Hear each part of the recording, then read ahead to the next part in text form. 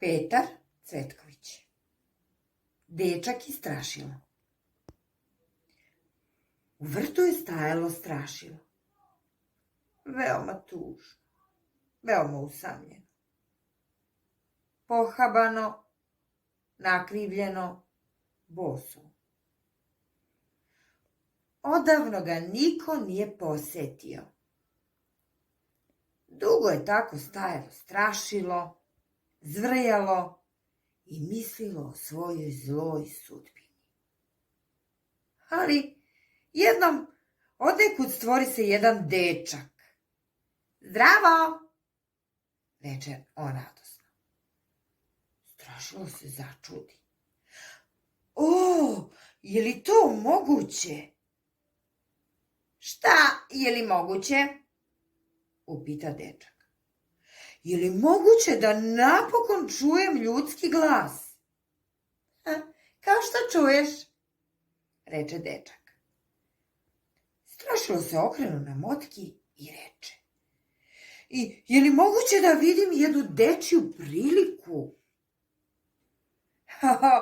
Pa ti možeš da se okreneš, reče dečak iznenađeno.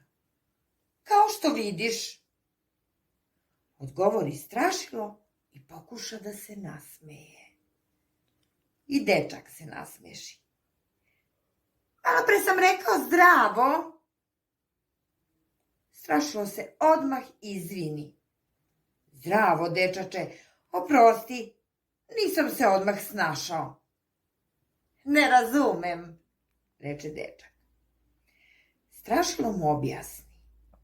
Najpre je moralo da se načudi, dugo nije videlo ljudsku priliku i dugo nije čulo ljudski glas. Zato nije moglo odmah da se snađe.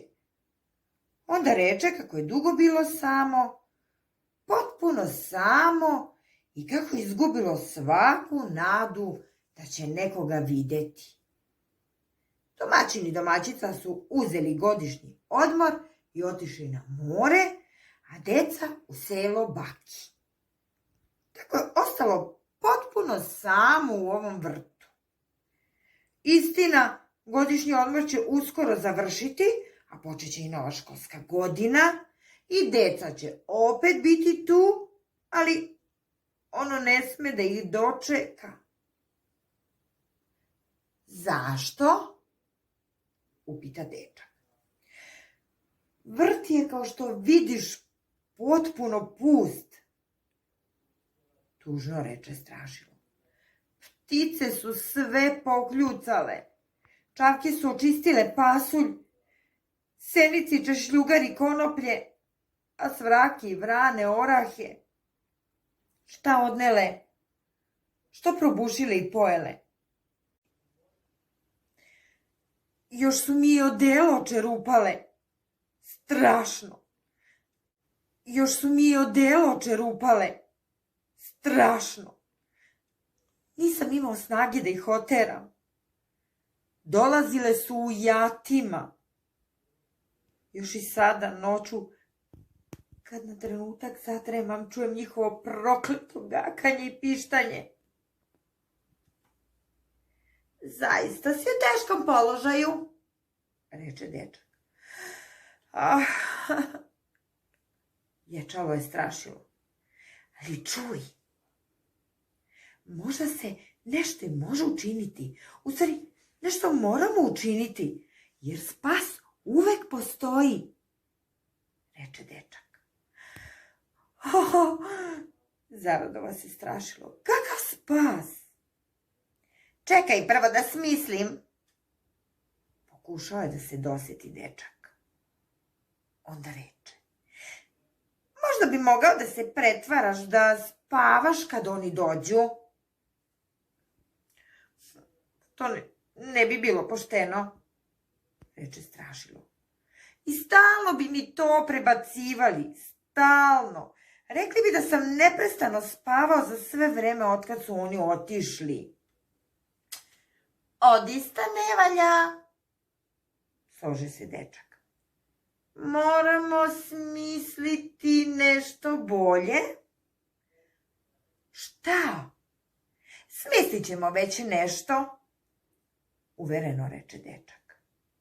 Hajde, žurilo se Strašilo. Ali ne može tek tako, pa budi malo strpljiv. Dobro, reče Strašilo.